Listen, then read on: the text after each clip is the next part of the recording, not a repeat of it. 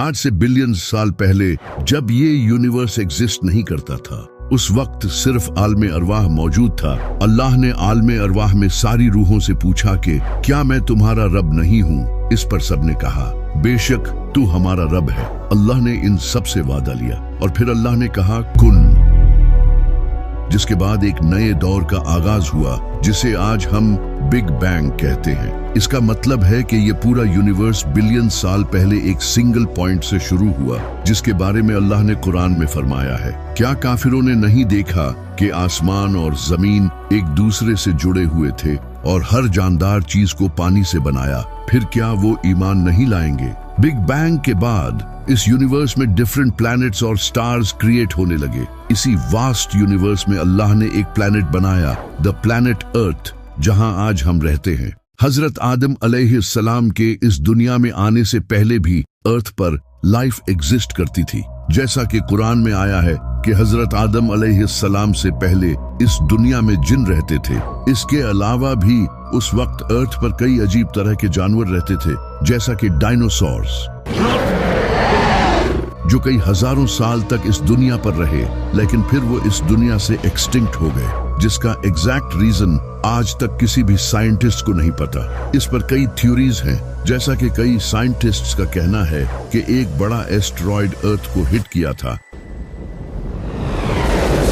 जहां आज Mexico city है, जिसकी वजह से सारे डायनासोर्स खत्म हो गए। जबकि कुछ का कहना है कि वो फूड चेन डिसरप्शन या फिर क्लाइमेट चेंज की वजह से एक्सटिंक्ट हुए थे। लेकिन ये कंफर्म है कि इस दुनिया में डायनासोर्स एग्जिस्ट करते थे, क्योंकि हमारे पास इनकी एग्जिस्टेंस के कई एविडेंस मौजूद हैं। सिर्फ डायनासोर्स ही नहीं, बल्कि इनके अलावा भी कई और स्पीशीज अर्थ पर रहती थी, जिनमें से कई स्पीशीज तो आज भी एग्जिस्ट करती हैं, और कई स्पीशीज का जिक्र इस्लामी बुक्स में भी किया गया है, जैसा कि एक बहुत ही फेमस इस्लामी बुक अल बिदाया वन नहाया। इस बुक में कुछ स्पीशीज का जिक्र है जो कि हजरत आदम अलैहिस्सलाम से पहले की इस दुनिया में मौजूद थी।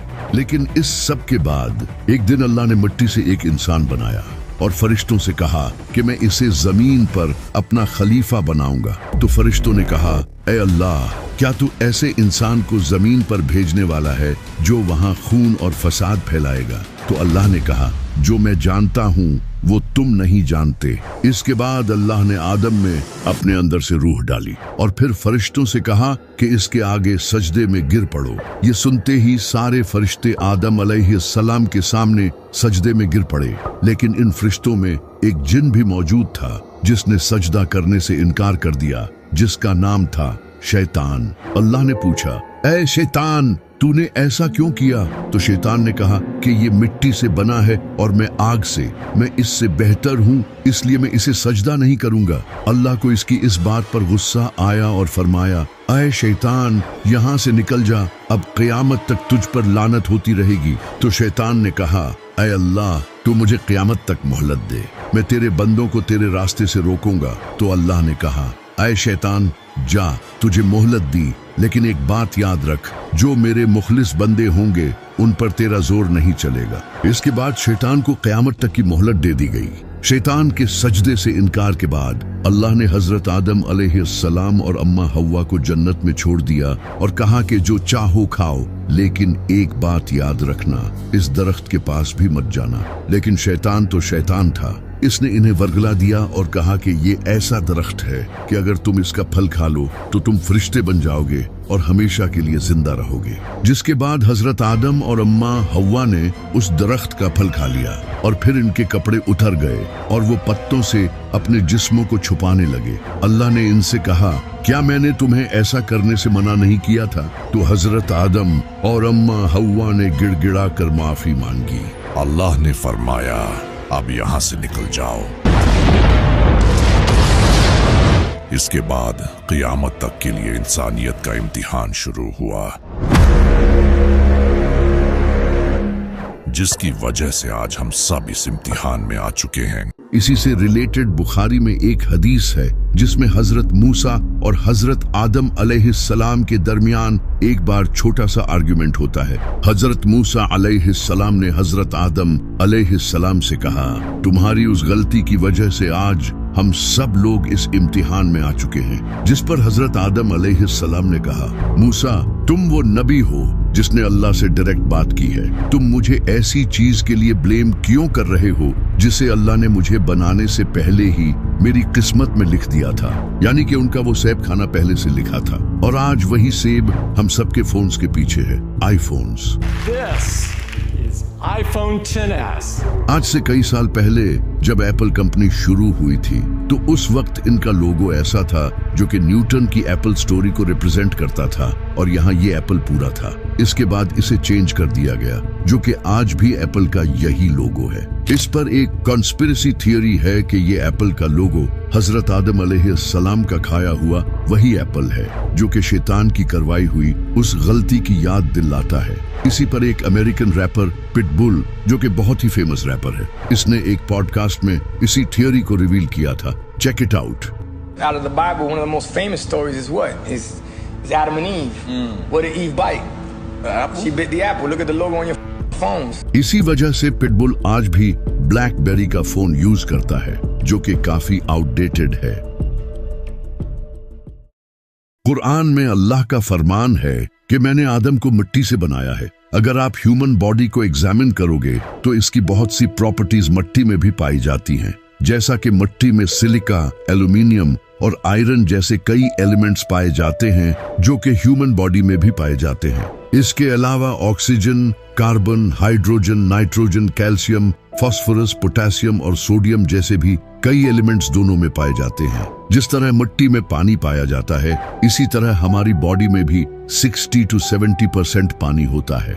जिस तरह मिट्टी अर्थ के नेचुरल प्रोसेसेस से डिराइव हुई है इसी तरह हमारी बॉडी के कंपोनेंट्स भी अर्थ से जुड़े हैं, जैसा कि प्लांट्स और एनिमल्स जिनसे हम दूध, सब्जियां, फल और गोश्त लेते हैं। जिस तरह मिट्टी में कॉम्प्लेक्स मॉलिक्यूलर स्ट्रक्चर्स मिलकर काम करते हैं इसी तरह ह्यूमन बॉडी में भी टिश्यूज, सेल्स और ऑर्गन्स मिलकर काम करते हैं। अल्लाह ने इंसान को मिट्टी से इस वजह से पैदा किया है कि जिस तरह मिट्टी जमीन से जुड़ी रहती है और इंसानों और जानवरों को फल और सब्जियां देती है, इसी तरह इंसान भी गरूर से हटकर लोगों के साथ अच्छाई करे। लेकिन यहाँ सबसे बड़ा मसला है थियरी ऑफ इवोल्यूशन। अब ये क्या है? 1859 चार्ल्स डार्विन ने अपनी एक बुक में थियरी ऑफ इवोल्यूशन को इंट्रोड्यूस किया। इस थियरी से डार्विन ने ये बताने की कोशिश की कि हम इंसान एवोल्यूशन के थ्रू चिंपैंजी से इंसान बने हैं, क्योंकि हमारा 99% डीएनए चिंपैंजी से सिमिलर है, जिससे ये पता चलता है कि हम इंसान आज से बिलियन साल पहले चिंपैंजी थे। लेकिन वक्त के साथ साथ एवोल्यूशन होता गया और हम इंसानों की बॉडी में चेंजेस आने लगे और हम वक्त के साथ समझदार होते गए। डार्विन की ये थियरी इसके बाद पूरी दुनिया में फेमस हो गई और आज ऑलमोस्ट पूरी साइंस इस थियरी को सच मानती है, क्योंकि इसके कई साइंटिफिक एविडेंसेस मौजूद हैं। लेकिन कई साइंटिस्ट्स इस थियरी को रिजेक्ट भी करते हैं। लेकिन इस्लाम में आज दुनिया के ऑलमोस्ट सारे मुसलमान यही मानते हैं कि हजरत आदम और अम्मा हव्वा अलैहिस्सलाम इस दुनिया में इंसानी शक्ल में आए थे। लेकिन वही दूसरी तरफ इस दौर के famous poet Allama Iqbal theory of evolution को सच मानते थे। उनका ये कहना था कि आदम अलैहिस्सलाम का इस दुनिया में आना हकीकत में एवोल्यूशन ही है, यानी कि हजरत आदम अलैहिस्सलाम का जन्नत से इस दुनिया में आने से मुराद अपनी हैवानी शक्ल से इंसानी शक्ल में आना है। और इनकी ये बात काफी हद तक ठीक भी लगती है, क्योंकि कुरान में भी कुछ ऐसी आयात मिलती हैं जिनमें एवोल्यूशन की तरफ हमें हिंट मिलता है। जैसा कि कुरान में अल्लाह ने फरमाया है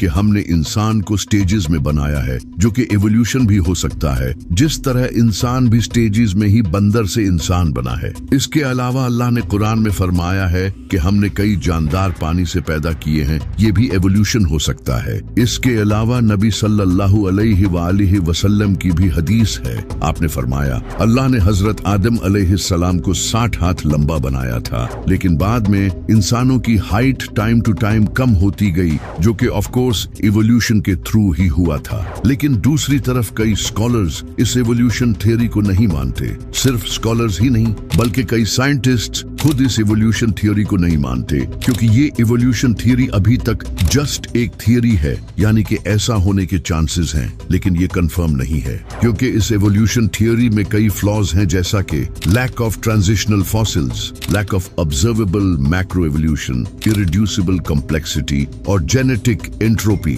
इन सब के अलावा भी इस थियोरी में और बहुत से फ्लॉज हैं। इस वजह से बहुत से साइंटिस्ट्स इस थियोरी में बिलीव नहीं करते। अब सच क्या है, ये तो साइंटिस्ट नहीं जानते, ये सिर्फ अल्लाह जानता है।